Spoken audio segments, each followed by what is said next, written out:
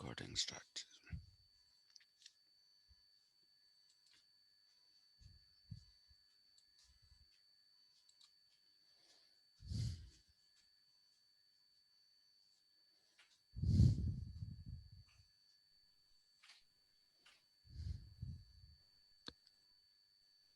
Good evening, sir. Good evening.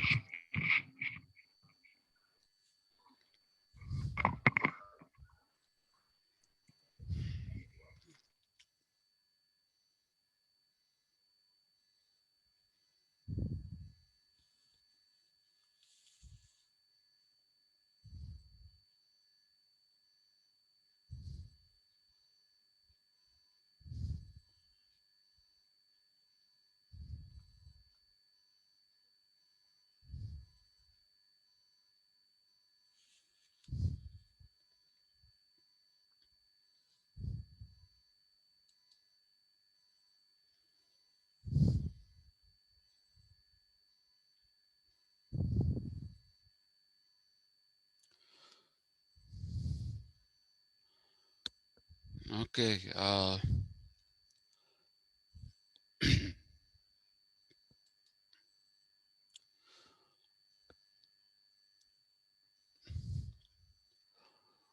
We'll start off with Kymlicka.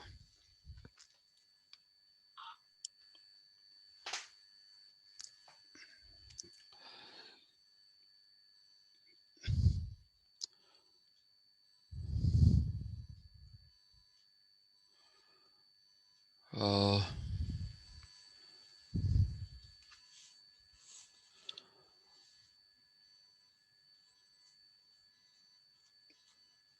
Will Kymlicka is usually identified as the progenitor of the idea of multiculturalism, even though there are others such as Michael Walzer, and then there is Catherine Odo. Uh, but nevertheless, it is somehow Kymlicka who is always identified as the man who started this whole concept of multiculturalism. Now, what I'll do is I'll quickly run through because it's been quite a while since we have done Kymlicka, and therefore I will quickly run through some of the ideas that we've already done before starting off on the new ones.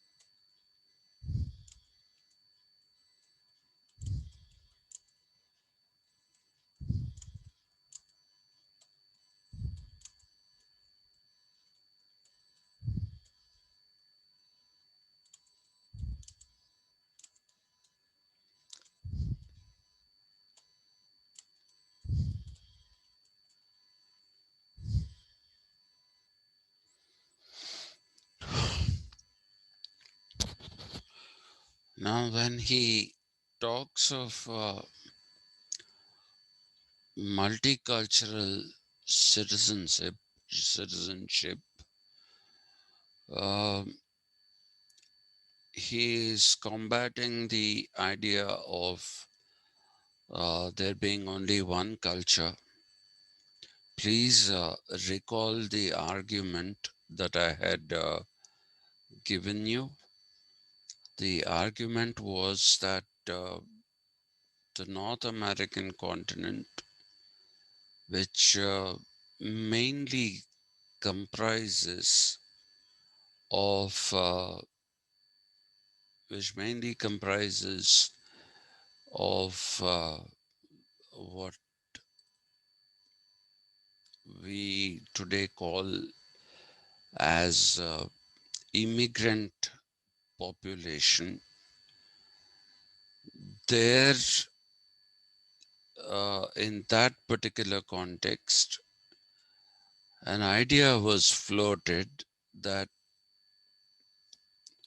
the North American continent is a melting pot of cultures.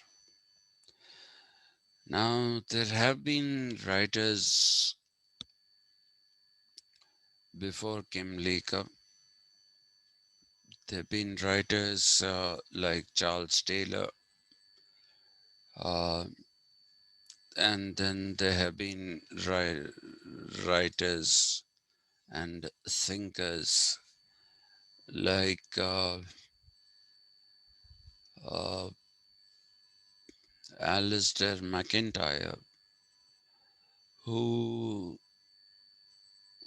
combated this idea with the idea that there are different communities uh, that have their own uh, distinct identities uh, in the North American continent.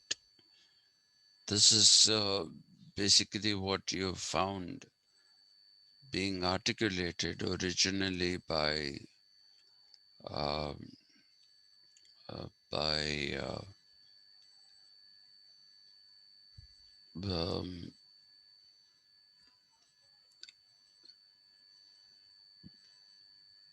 by Charles Taylor and Alasdair MacIntyre.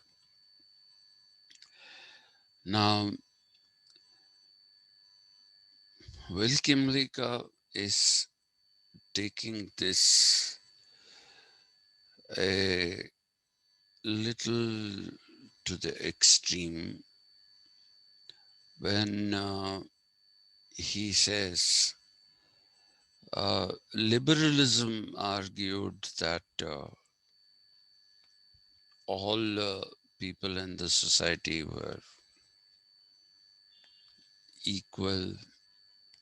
Because liberalism also talks about rule of law, where it really doesn't matter who you are, what you are.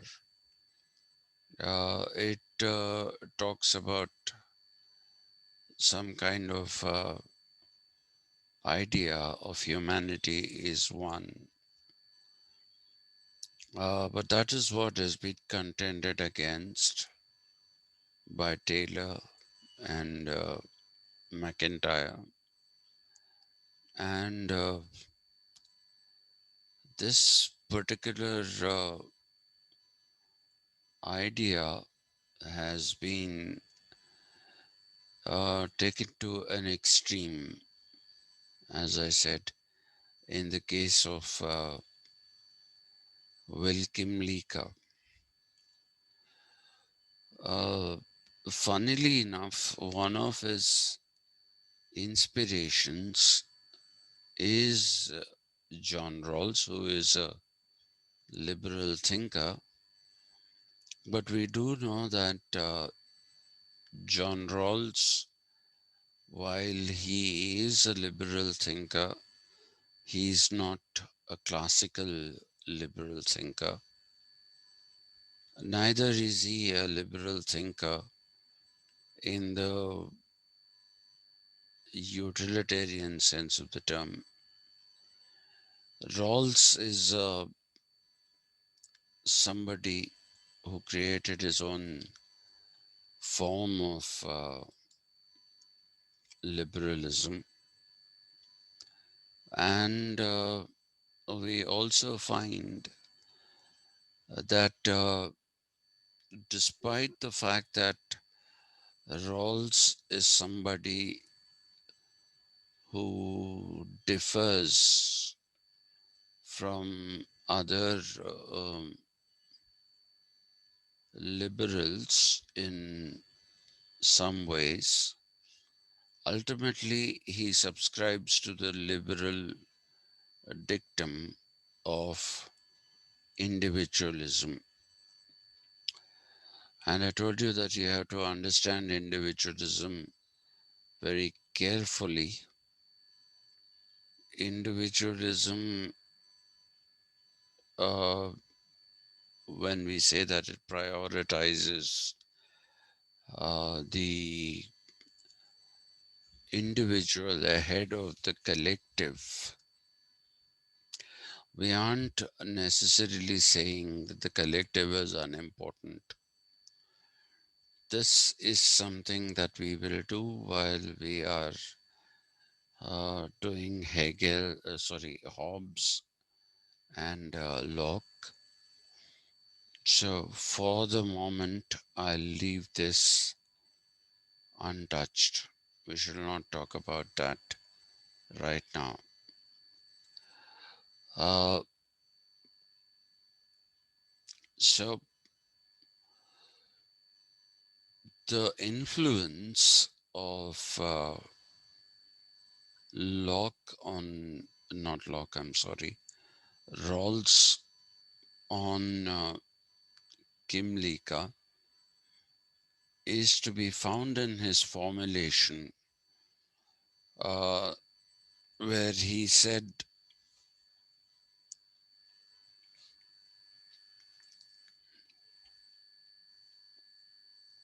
that there should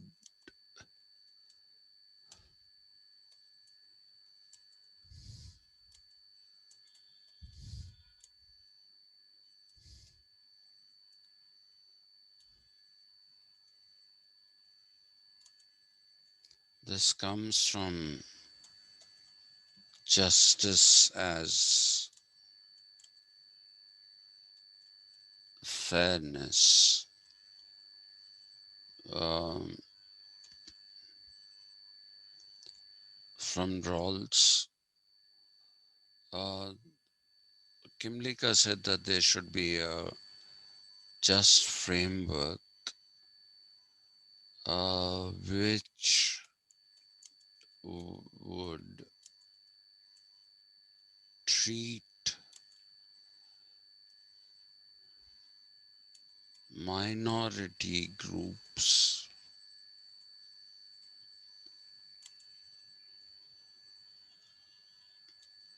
equally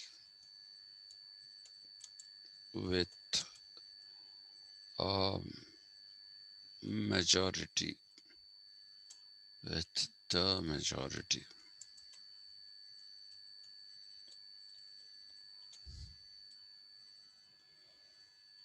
So this is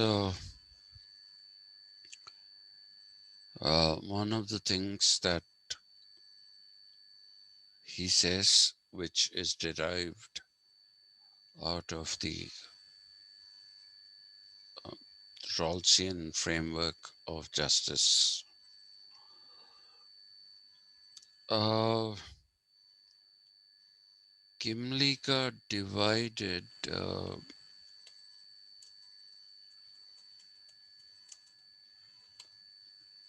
minorities or minority groups into two.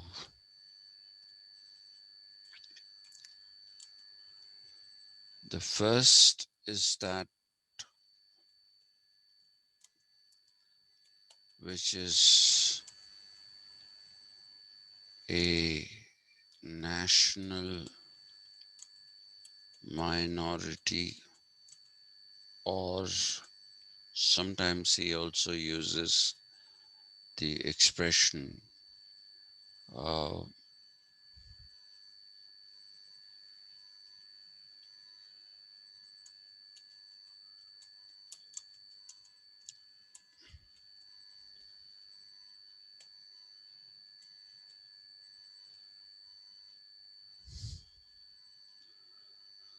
and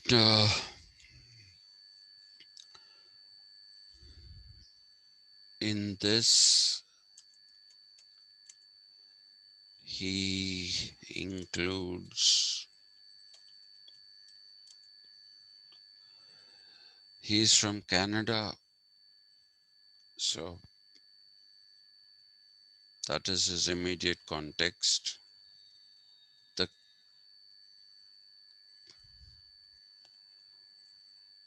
Quebecois, uh, who were there in Canada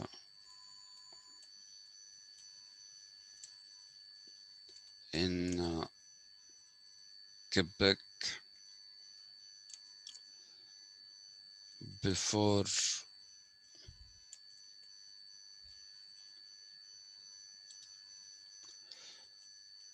the immigrants arrived. Okay, and he also says the same.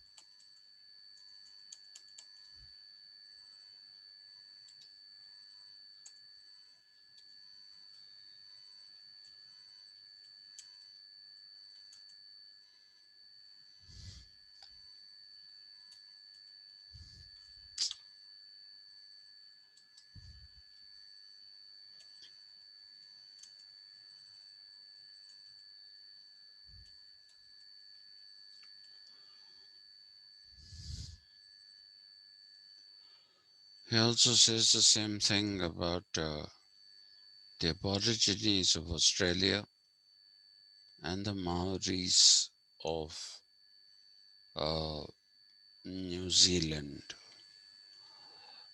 These people were already there uh, at the time when the European settlers uh, arrived in Australia.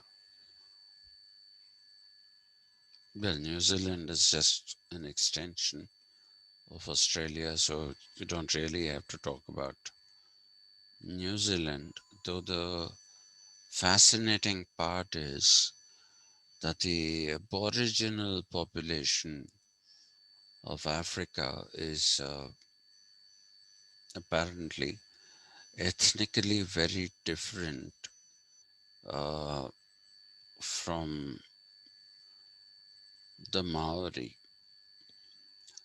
So, but it's not like they're living very close to each other. Australia is a very big continent, and so but it is nevertheless interesting that in a same kind of area, you once had two different ethnicities. And I told you that Andre Patai, the sociologist, and he also dabbles in anthropology. Uh, he is very sure that there are no more different ethnicities left in the world, and that whatever is there is only, um, what should we say? Whatever is there is only um, one race, which is the Homo sapiens. So people do not say that, people are Caucasoid, Mongoloid, um, Negroid, and all that. Uh, People now say that there's only one race. And it's not just Andre Patai who says that. It is a widespread notion that all human beings came out of Africa and went to the different parts of the world. That's one theory. I say that's one theory because there are other species uh, before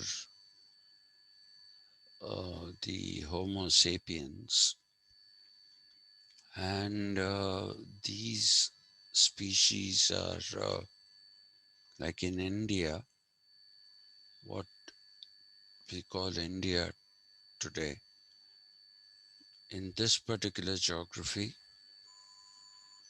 there was a distinct species which is called Homo erectus. And if you go to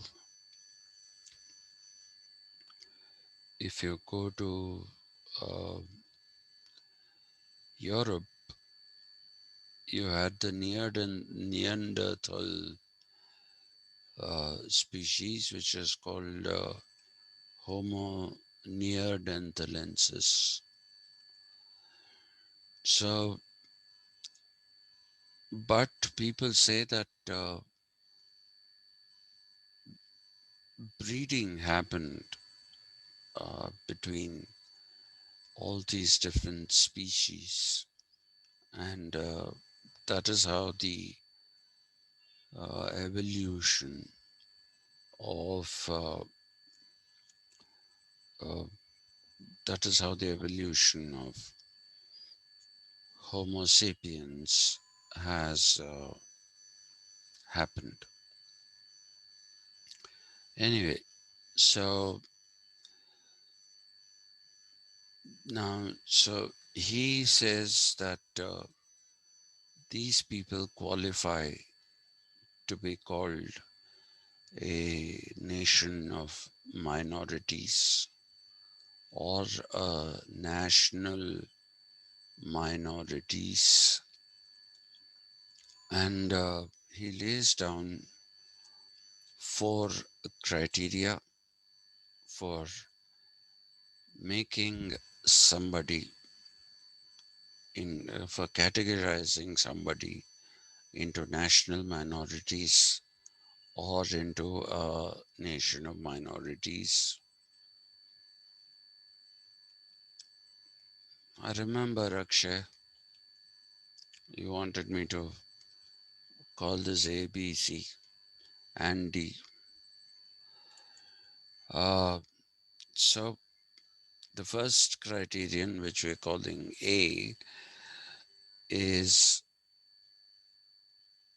that this group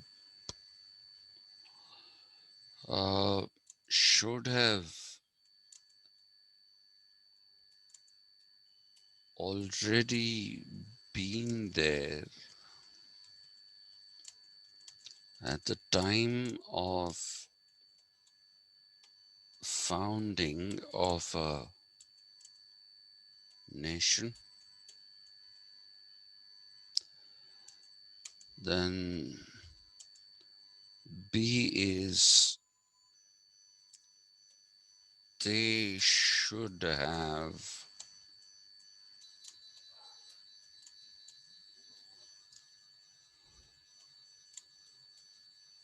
prior history of self governance slash government through their own indigenous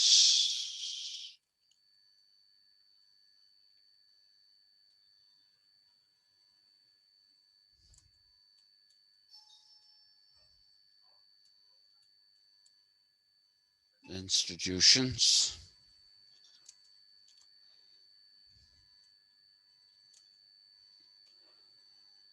Uh,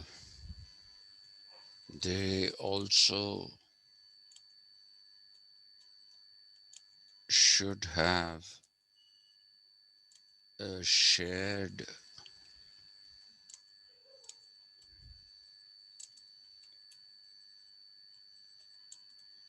common culture.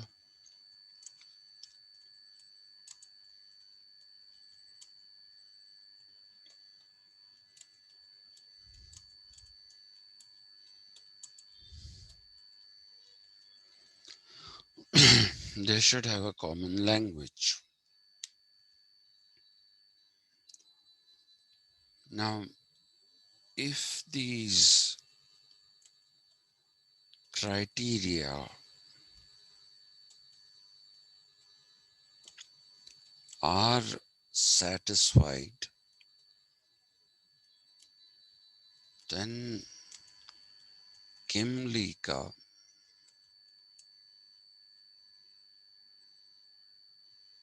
asks for special treatment of the national minorities. Uh,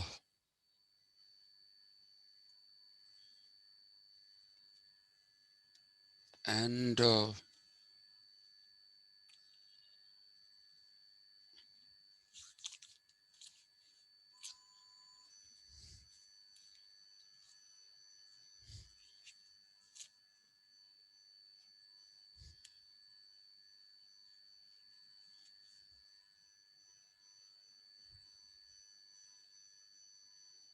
and that should be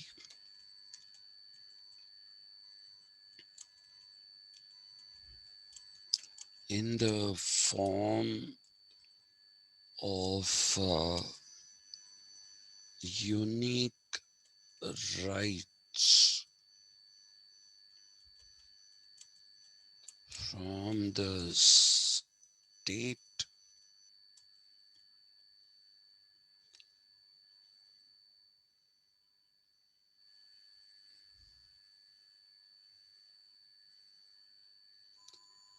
and they should be given a unique status within the nation,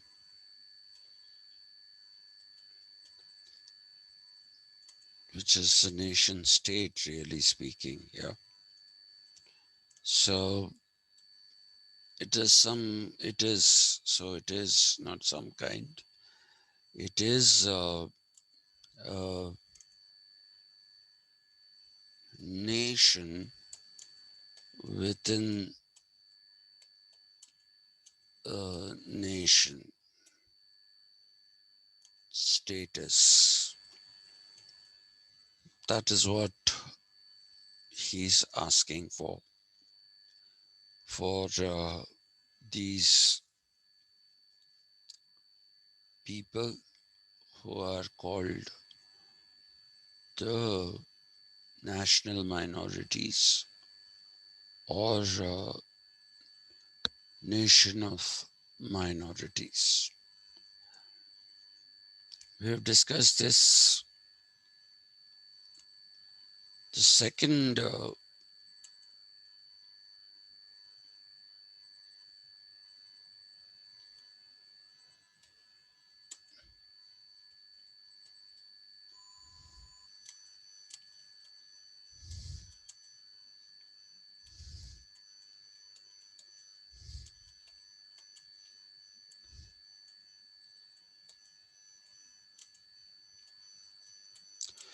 the second type of minorities that Kymlicka talks about are those who are called polyethnic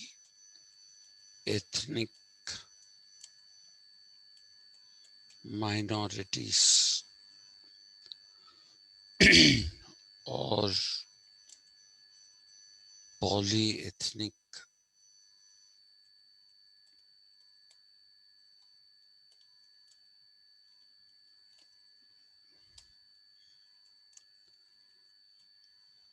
groups,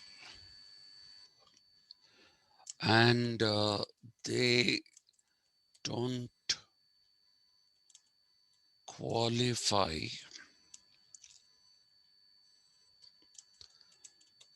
for the same treatment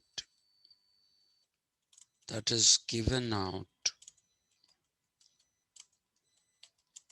to the first group, because these people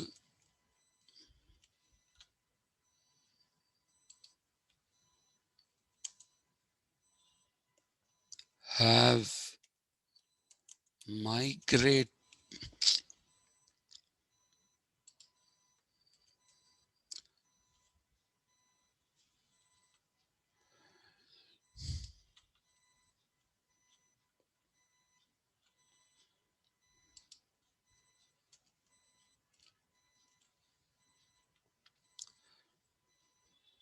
These people have migrated voluntarily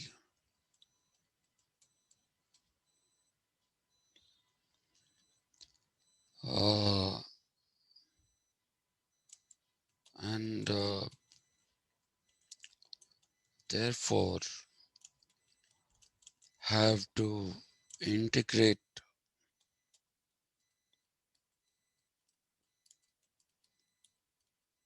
themselves into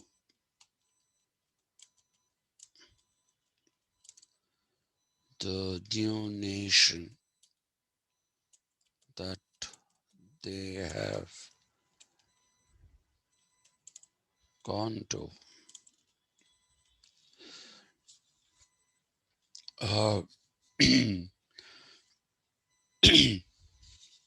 sorry, there are a couple of problems here. First is this usage of the term polyethnic, okay, which again is somehow or the other alluding, sorry, it is somehow or the other alluding to the fact that there are ethnic differences here, which is something that people don't accept anymore.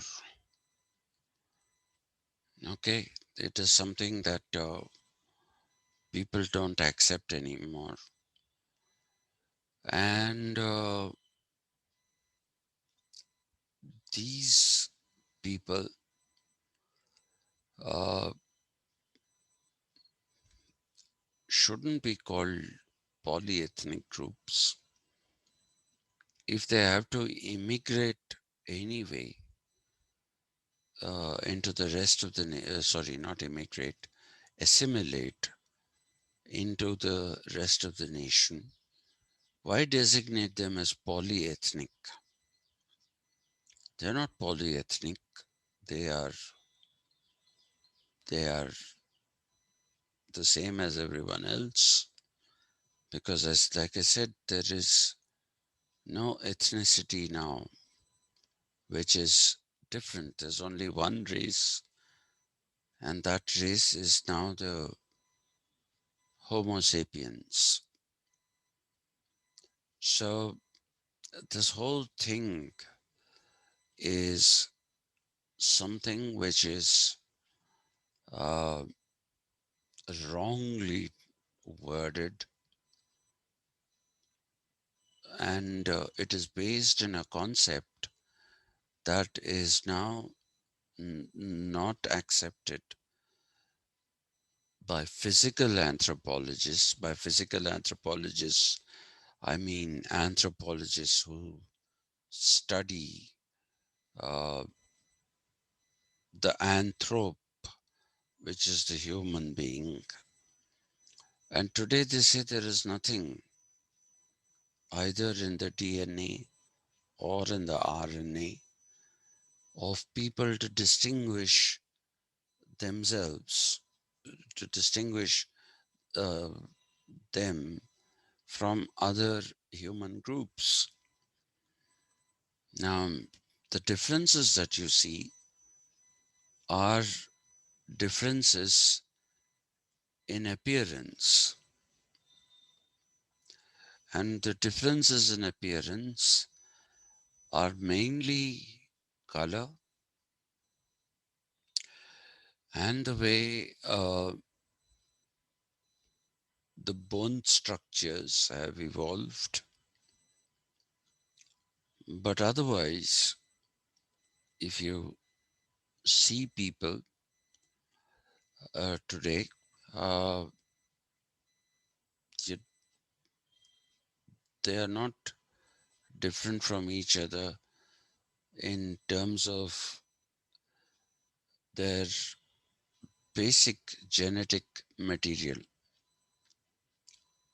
The basic genetic material is the same everywhere. So the DNA is the same. So that is what uh, made anthropologists. I use the word physical anthropology because there are cultural anthropologists, there are religious anthropologists, all kinds of anthropologists. But the physical ones are the primary kind of anthropologists, and they study the evolution of the human being into Homo sapiens. Cultural anthropology may study how different cultures have how different cultures have evolved over a period of time. All those things might have happened, but otherwise, in physical terms, we are the same. And for all the criticism that is leveled against the United States of America, in the United States of America, you will find that there is a greater intermingling sexually of whites and blacks, which is giving way to people who are neither white nor are they black. Uh, One example of this is Kamala Devi Harris. She is somebody who had a Jamaican father and an Indian mother. And if you see her, she doesn't look either like a black or like an Indian. She looks like, well, a human being. What else can you say? If any of you have the time, I would ask you to read this excellent book by the sociologist Deepankar Gupta. The title of the book is Interrogating Caste. And what Deepankar Gupta argues in this particular book is that there is a hierarchy emerging even among people in American society within the blacks, not between the blacks and the whites, but within the blacks. Those people whose skin is more honey colored, those people whose eyes are tending to be brownish and greenish and don't have very short hair anymore. They have long hair, they have flowing hair.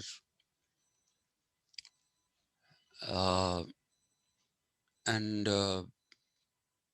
One example that I can think of is the pop star Beyonce Knowles.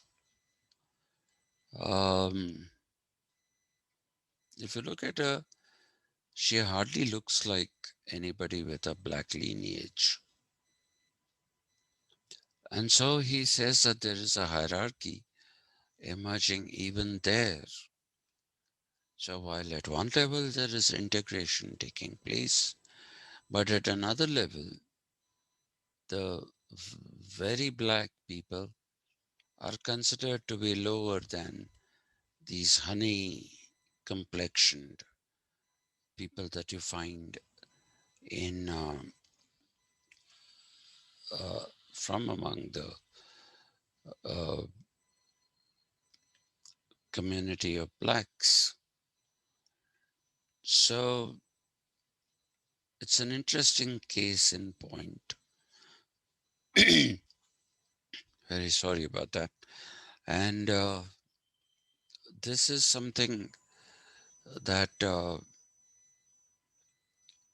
Deepankar Gupta says after a fair amount of research. And the point that he's trying to make with this is the denial of ethnicity as a variable to differentiate between people. He says ethnicity can not be any longer, it cannot any longer be a variable that says that so and so is different from so and so. So, given that kind of a thing, Will Kymlicka has also been a target for sociologists, anthropologists who claim that his theories are actually backward looking they're backward looking in the sense that uh,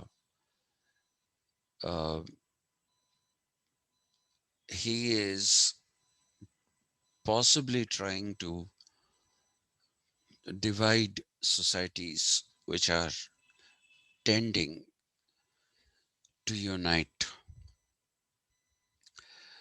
By that, what people mean is that Will Kymlicka is going back to older divisions, which is something that people find unacceptable because if in the process of evolution of societies and the human beings, if newer kinds of developments come up, newer kinds of distinctions also come up, that is acceptable.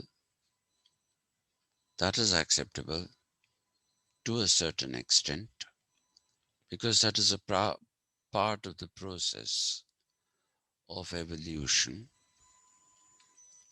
And till date, there is no society that accepts absolute equality.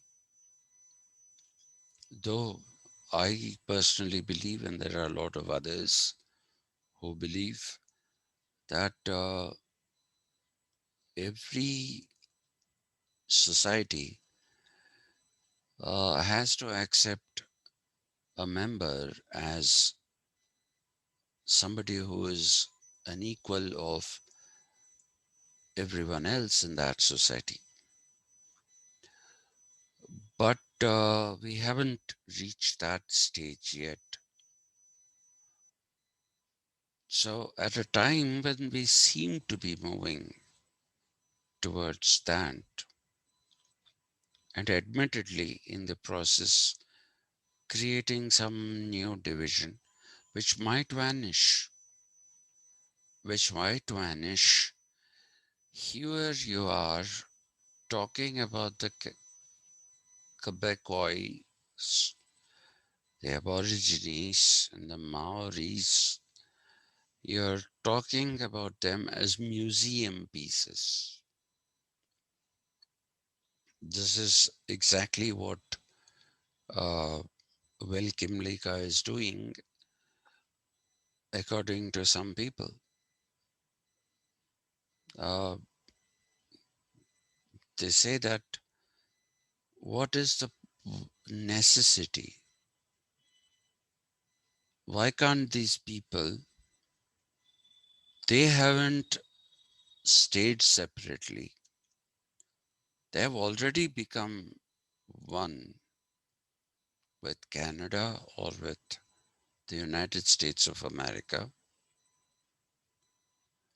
So, why are you today again saying, let's give them back their old status? And often people raise the example of what has happened to the natives of the American continent, the native population,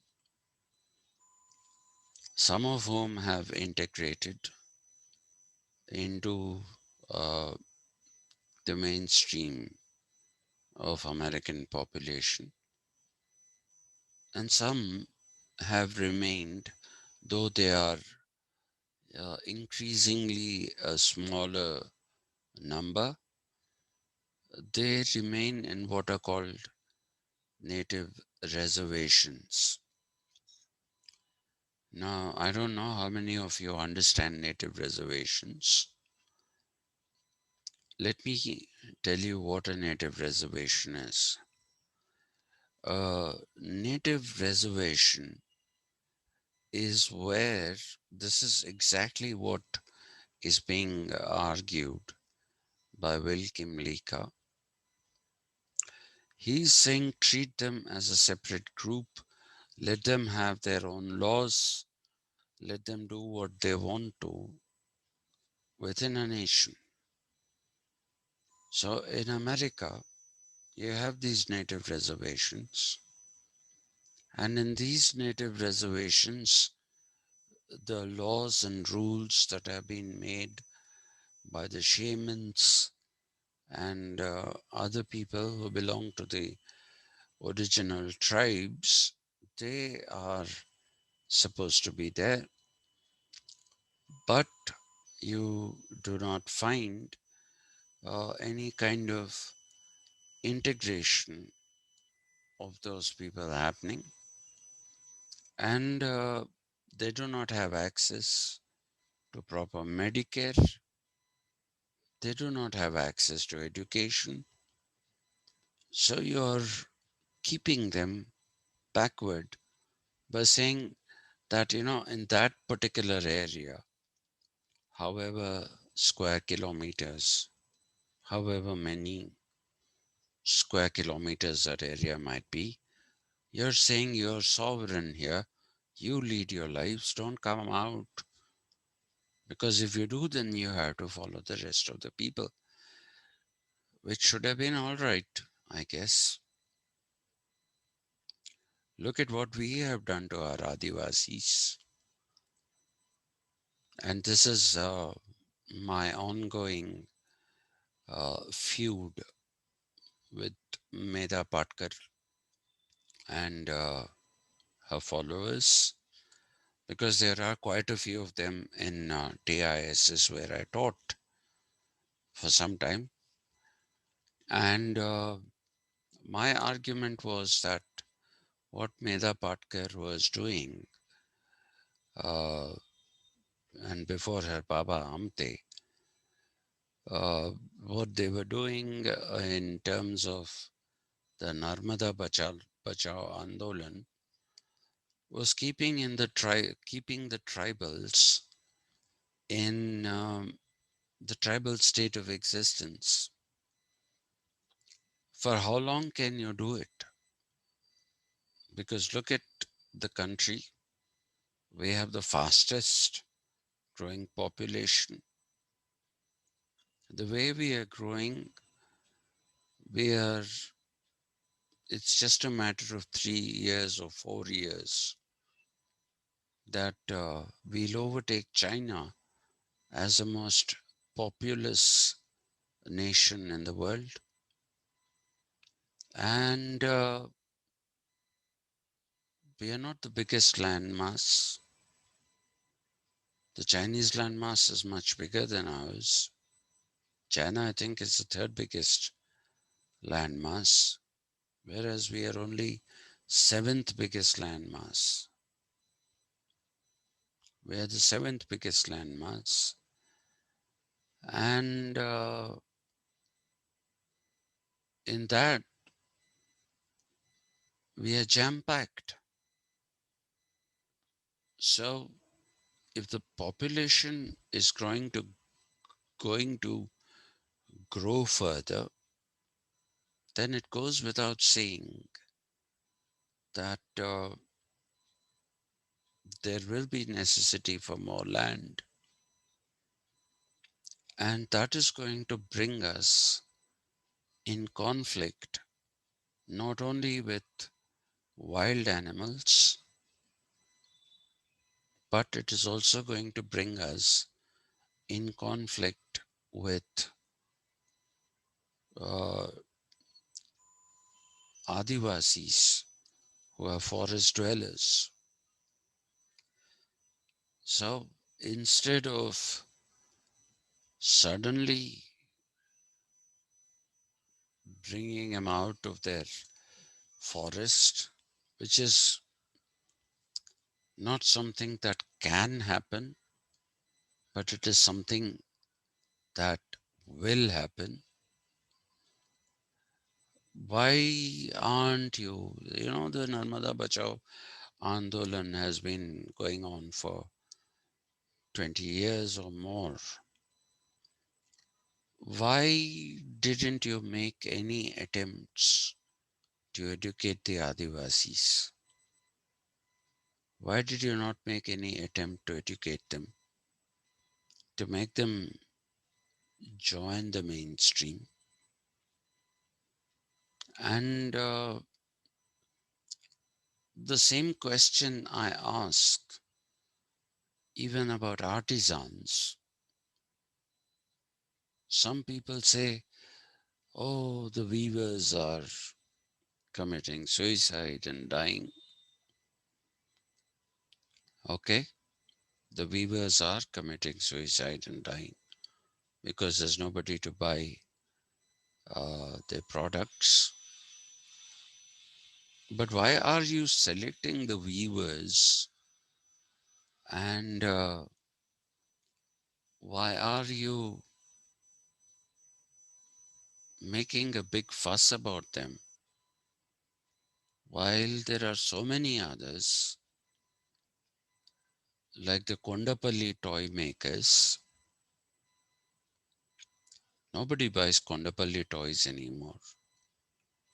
Why aren't you complaining about what is happening with the Kondapalli toy makers?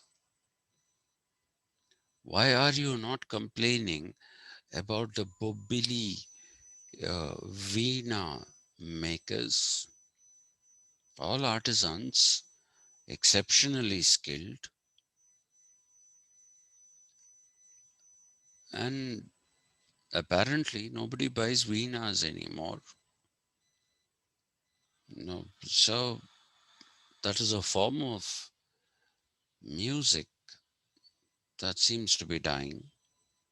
It only seems to be propped up by the Tamilians. Nobody else is bothered about this form of music. So, what are the Bubili Veena makers doing now? They're making miniature Veenas uh, to put up as pieces of decoration. So, why do we choose certain people and say these people have to be saved while we leave the others to fend for themselves? Either you save everyone or you leave everybody to fend for themselves. If you can, do some social service, educate them, because education is the highest form of empowerment. There is no empowerment which is more powerful than a proper education. So give them proper education, make them, equip them rather with skills that make them live a life with dignity with the rest of the communities. So, what we find here is that the selective application of let this culture remain as it is. There's nothing particularly great about it. There isn't anything particularly great about it. And I've always said that it is something which is uh, dangerous. It is dangerous because it tends to divide. And Kymlicka is somebody who doesn't support the cause of the Muslims who have gone to either Canada or to America. He doesn't support them. He says that you've come here on your own volition. So you have to integrate, you have to assimilate into the local populations.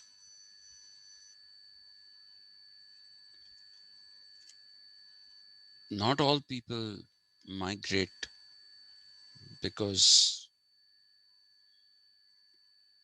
they're doing it voluntarily. For example, if you take the Rohingya are refugees, and it's a pitiable thing that the Rohingya are denied entry into Bangladesh, they are denied entry into India and Myanmar, Burma. Myanmar says that you people are different, you're not a part of the Myanmarese population. So, what about these people? Where do you go? And if they go, will you let the Rohingya practice their religion, which is Islam? Certainly not by a government of India which says that we want a Hindu Rashtra. So people are not always going somewhere because they want to go. People are forced out of where they are.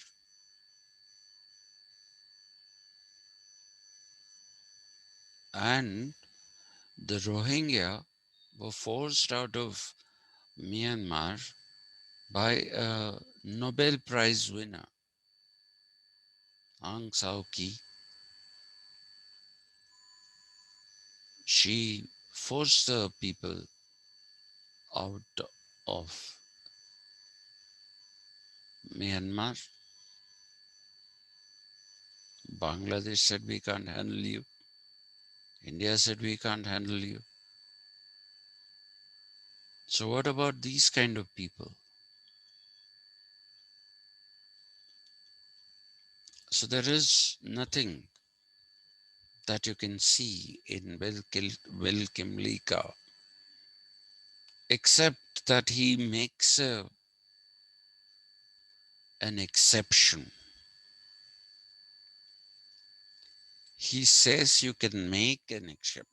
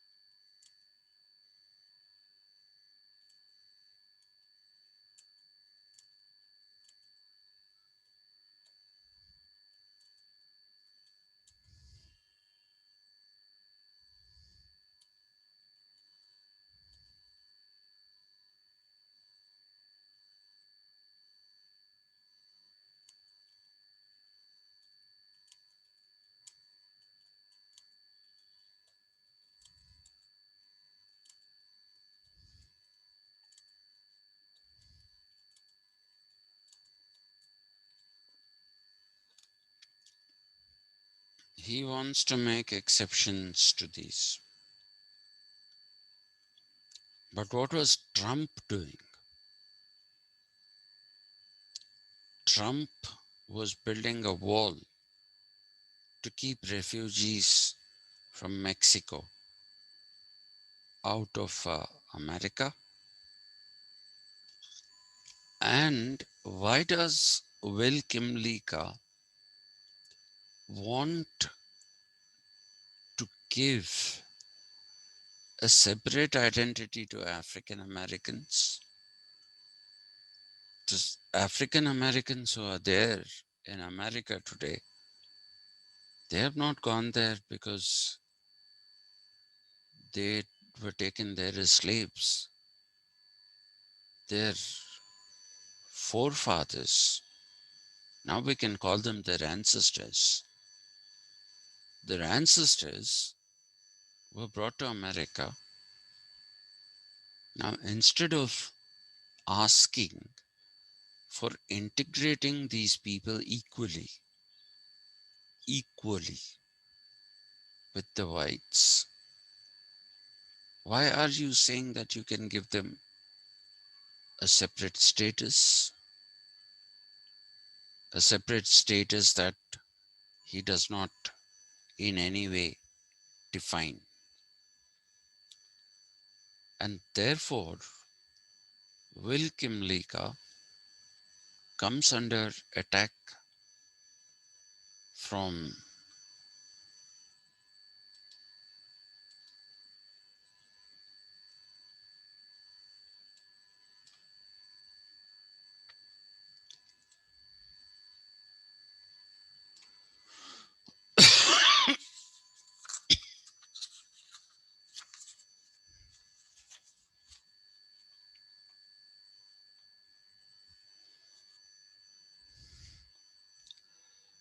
Will Kymlicka comes under attack from Bryan Barry, who was a student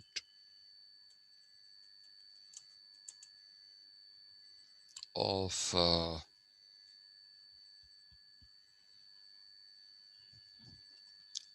what Hart was the MLA, I think, yeah. Was it MLA Hart? Yeah, for him, let's call. That's what I remember for now. Who was and Hart is into jurisprudence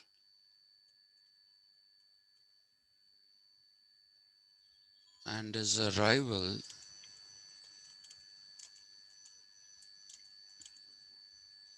of Dorkin.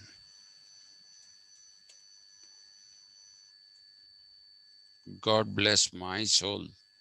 I have to teach this man. It was very difficult to teach, especially to non-legal students. Ronald Dorkin is.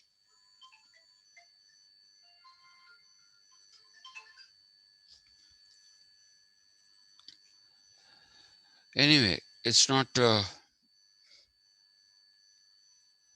What does Barry Sir, accuse it is HLA heart. HLA? Yeah, thanks.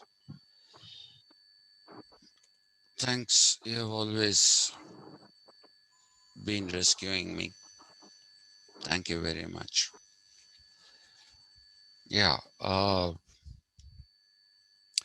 Dorkin and Hart were quite bitter.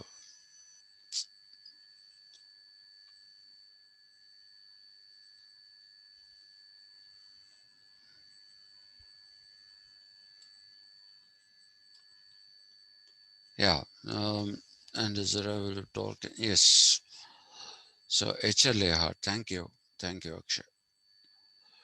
Um, he, Brian Barry accuses Kymlicka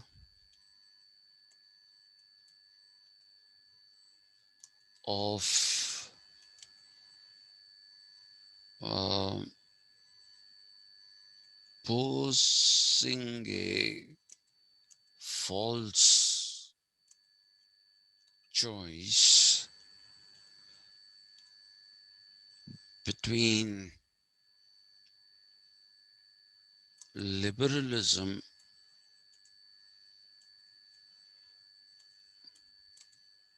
as individual autonomy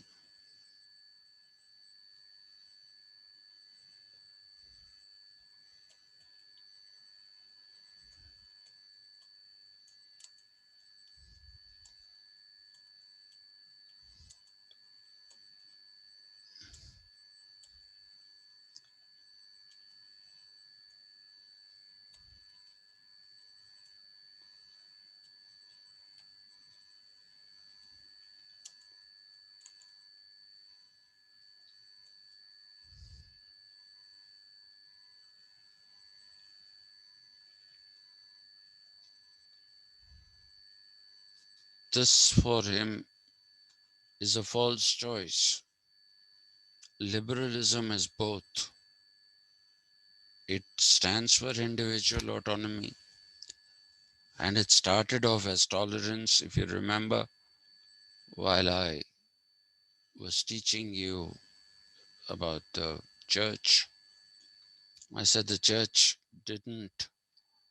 uh, didn't agree with anything that challenged its authority. On the other hand, you have liberalism, which, and I told you about the liberal surmounting method that John Locke uses, and we'll be doing that in the next few classes. Uh, so, if we are going to do this, positing of liberalism as individual autonomy versus liberalism as tolerance, it's a wrong choice. That's not a choice. It's both. When it is both, why do you have to choose one? That is the question that Bryan Barry raises. Not a question, it is a criticism. He says this is rubbish, and I have to agree with him. I have to agree with him. The whole thing is a whole load of mental gymnastics.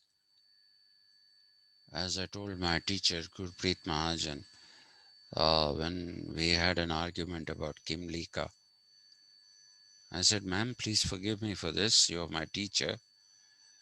But it's bad enough. Will Kymlicka does mental gymnastics, mind bending. Why are you doing it? What is compelling you to do it? You know, so this is nonsense. This is absolute nonsense. This thing that he poses as choice. Uh,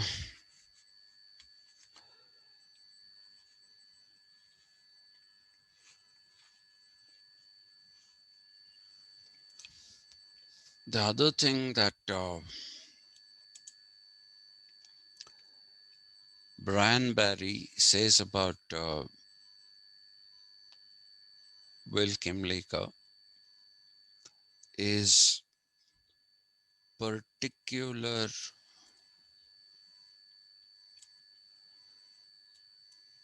cultural rights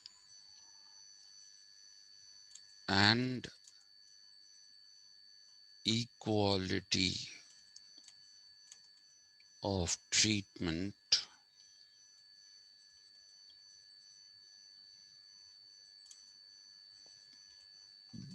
before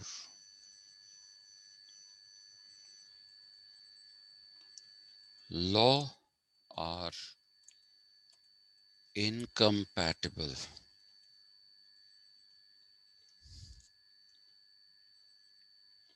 You can't ask for particular cultural rights and say that we want to be treated as equals. in the eyes of law and anywhere. When you talk about particular cultural rights, you're not mingling, you're not mingling, you are basically setting yourself out as a separate group or separate entity. That is what you're doing. And how can you again claim for equality? That is what I say in India also. I find Gandhi's attempts at bringing those people whom he called Harijans, he wanted to bring them into the mainstream of life. So he had temple entry programs, he organized temple entry programs. He also had Ram Mandirs, several Mandirs built in various uh, Harijan bastis. That is integration. You're trying to integrate people into the mainstream. That kind of a thing is acceptable. But saying we're different is not acceptable. Because the moment you highlight the difference yourself, why is the other going to treat you as your equal? And Bryan Barry's both the constructs that he gives of Will Kymlicka's, um, you know, posing of uh, a false choice between liberalism as individual autonomy and liberalism as tolerance is nonsense. Similarly, how can you say give us particular cultural rights but treat us as your equals?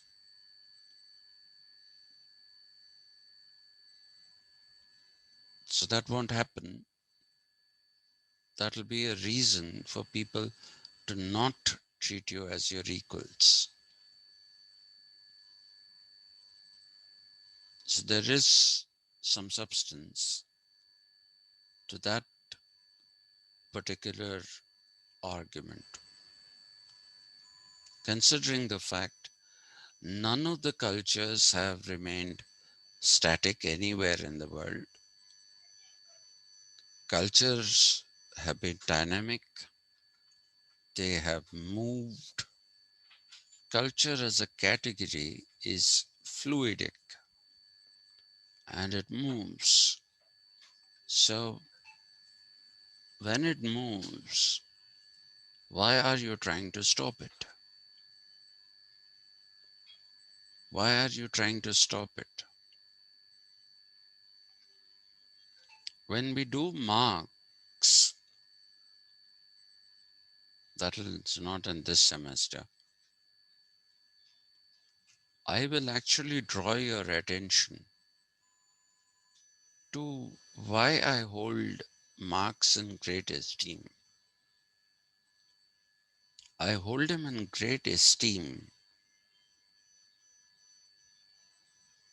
not because Marx had a ready made solution for anything.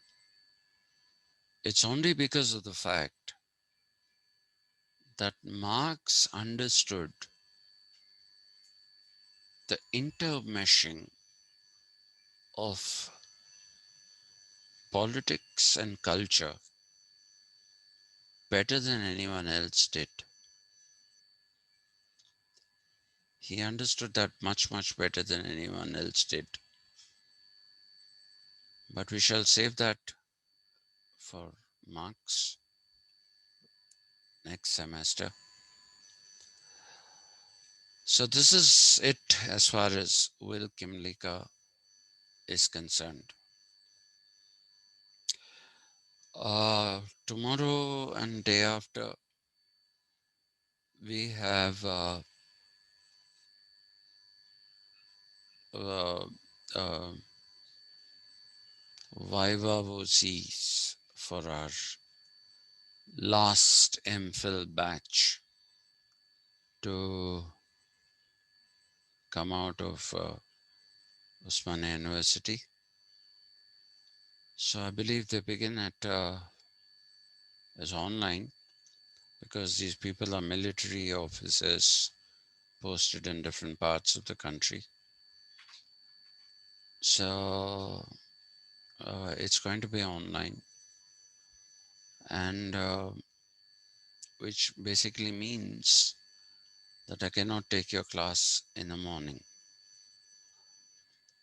So I would appreciate it very much if you turn up for the evening classes where I'll do Western political thought so that I can go ahead and complete Hobbes' Locke. Then, because we don't have much time, what is left in these are very small things, not very big things. But Okay, sir. so please inform Akshay, Yes, sir. please inform everybody through your groups that there'll be no classes in In the the morning. yeah, but in the evening there will be, and there will not be political ideologies, there'll be Yes, sir. Western political thought. Okay, sir. Okay, please do that for me. Sir, I have one Mhm. doubt. Yes, ma'am, please. Sir, Harijans and Dalits are same or different? It's two different names given to the same people. Gandhi called them Harijans because he said they are the sons of God. Hari is God. So Harijan is the sons of God. He called them that. It's his coinage. Such a word didn't exist before. Dalit is a Marathi word uh, which basically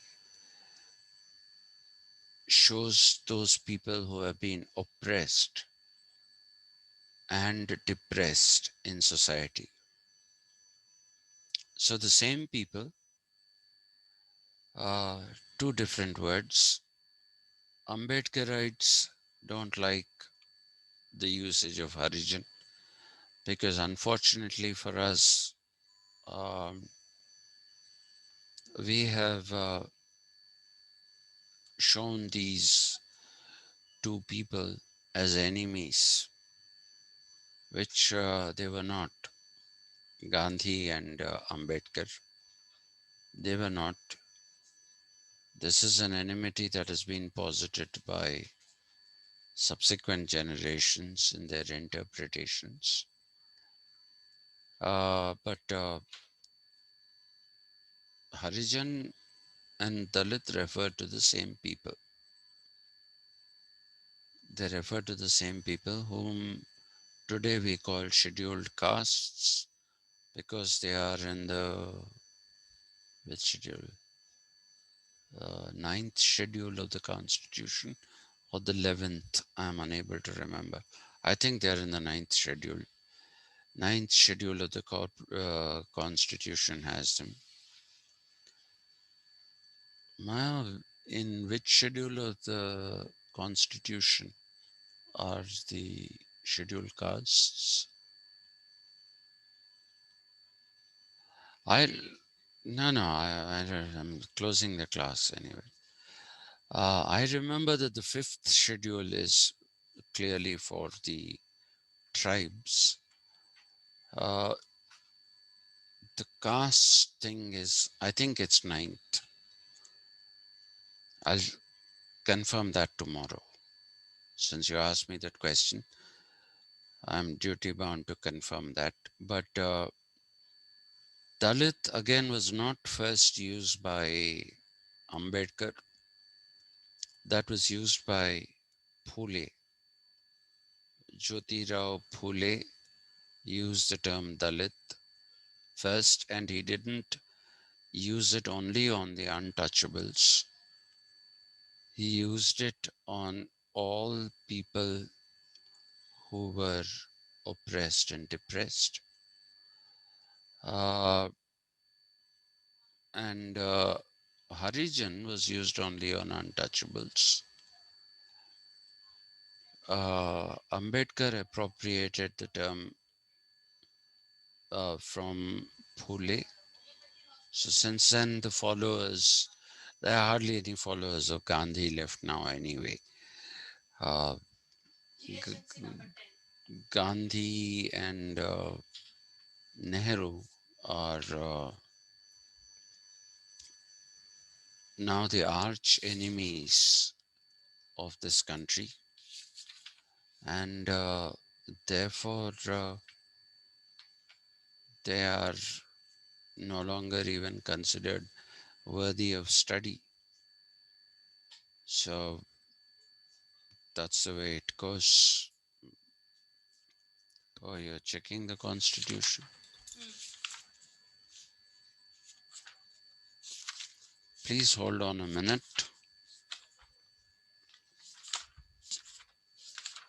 Check schedule. That's Hindi.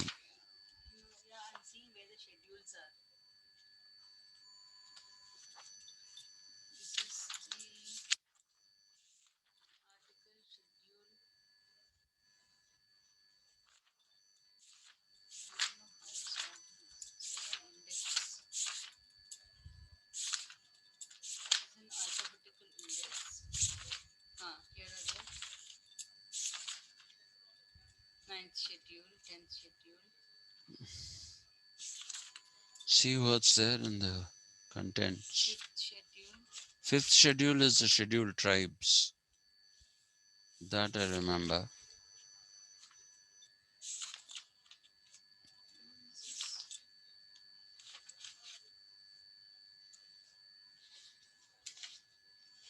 Anyway, so I'll tell you tomorrow. Now that we found the document, check it and Sir, let. Yes, sir. 10th schedule is known as anti-defection law. Only contents of anti-defection law are present in 10th schedule, or other things are present in. No, no, there are other things also. Which other things I'm not very sure of again. I haven't taught Indian government for a very long time. 9th So, schedule land reforms. 8th schedule official languages. 7th schedule federalist. 6th schedule other tribal areas. 5th schedule areas. yeah, that is the scheduled tribes in the scheduled Yes. areas. So, uh,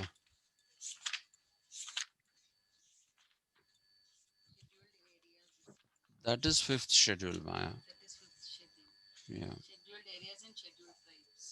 that is the fifth schedule. I think it is the ninth, or it can't be the 10th and 11th. It has to be the ninth. Means castes are Mm-hmm. castes are notified in those documents, or They are notified as uh, scheduled castes. yes, those are as those who require reservations and those who have been discriminated for years.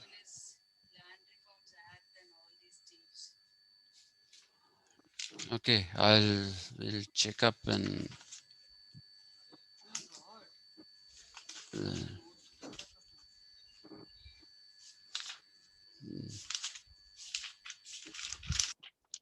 what is the 11th schedule?